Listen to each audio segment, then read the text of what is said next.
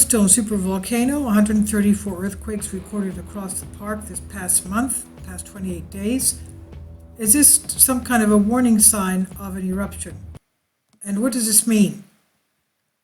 Now, we know that Yellowstone is a supervolcano. It's had super eruptions, 3 in the past 2 million years, 2.1 million years ago, 1.3 million years ago, and 640,000 years ago.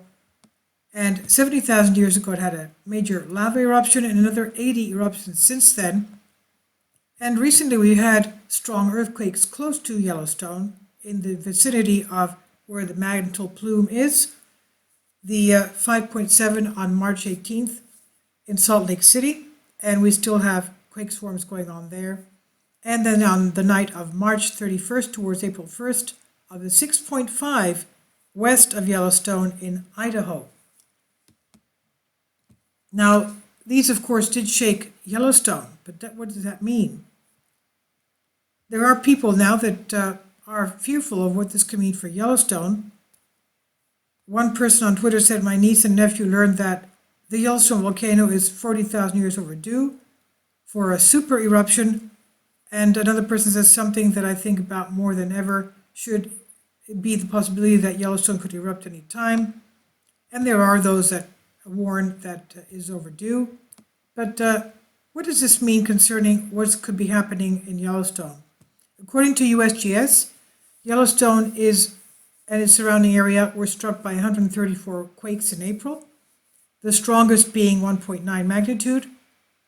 USGS also tracked a swarm of 20 earthquakes 4 miles south-southeast of West Thumb Geyser Basin, and it said during April 2020, the University of Utah seismograph stations responsible for the operation and analysis of the Yellowstone seismic network located 134 earthquakes in the Yellowstone National Park area.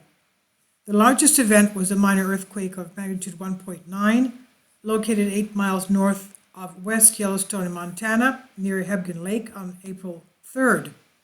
A swarm of 20 earthquakes, ranging in magnitude from 0.2 to 1.5 magnitude, occurred about 4 miles south-southwest of West Thumb Lake, and the largest swarm occurred April 12th at 5:25 p.m. But the USGS noted Yellowstone is not overdue another blast, another super eruption that is, and the earthquakes are very common for the national park, and earthquake activity remains at normal background levels.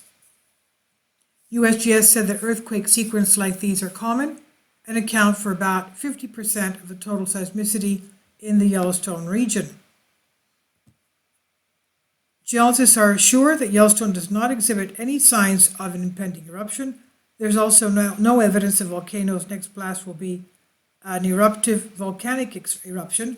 Most likely scenario is a hydrothermal eruption, that is a geyser or a steam vent that could go off in the distant future. And they said this type of small but still explosive eruption can occur from shallow reservoirs of steam or hot water rather than magma. And these reservoirs are the sources of Yellowstone's famous geysers, hot springs, and fumaroles. And we know that Yellowstone has over 60% of the Earth's geysers. Now, they say such explosions could blast out shallow craters more than 1 kilometer wide, as has occurred in northern Yellowstone Lake Basin, including Mary Bay and the nearby Turbid Lake and Indian Pond, and in western Yellowstone National Park north of Old Faithful. And USGS says that each of these craters was produced by steam blasts within the past few thousand years. So this is the kind of thing that could go on. Now, the major explosive eruption is the least likely worst case scenario. And this is on Express UK by Sebastian Ketley.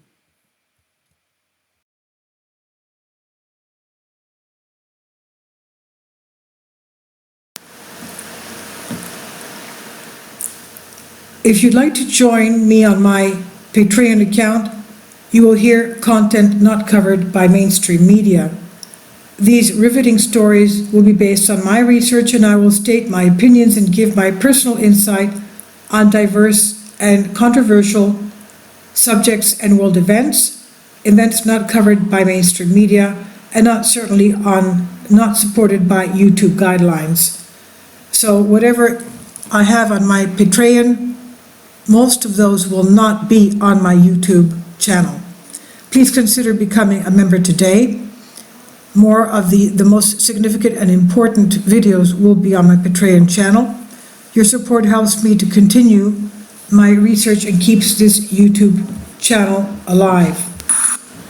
And we depend on your support, your generous charity, because we help economically challenged families here in Athens, Greece, in Kapota, and we also help the young generation with university tuition and the community around our church. Thank you.